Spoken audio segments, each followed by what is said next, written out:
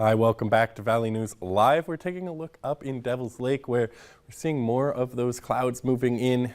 For folks up there, the rest of us are having fairly calm and clear skies. Now here in Fargo, temperature is -10, and that wind out of the southwest at 11 miles an hour is making it feel like it's 30 below zero. And a look at that satellite and radar shows those clear skies for most of us, some thin wispy clouds here and there. And up in the Devil's Lake Basin, though, that's where those thicker but still pretty thin clouds are moving in, just going to give that sun a nice little hazy look to it. But again, most of us seeing those clear skies, those winds not all that strong, about 5 to 15 miles an hour for most of us, but when combined with these very cold temperatures, most of us in those teens below zero, some single digits down in the south, like there at Sisseton, 2 below, Baudette, 8 below.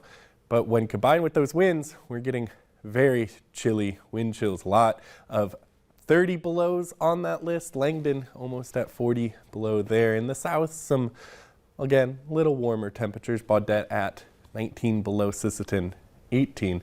And as we move through the next day or so, we're going to continue seeing those very chilly temperatures.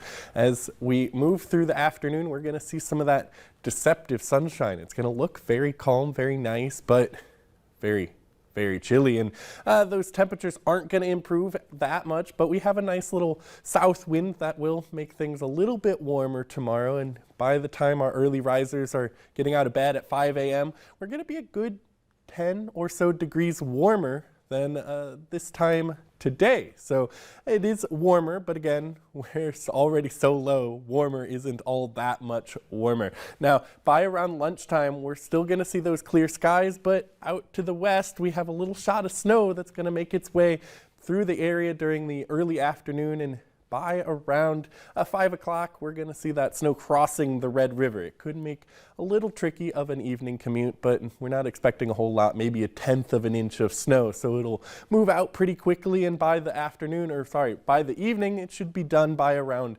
bedtime, where some of us will see temperatures in the positives. Those negatives still mostly north of that Highway 200 corridor, some a couple farther south, like Valley City at 1 below.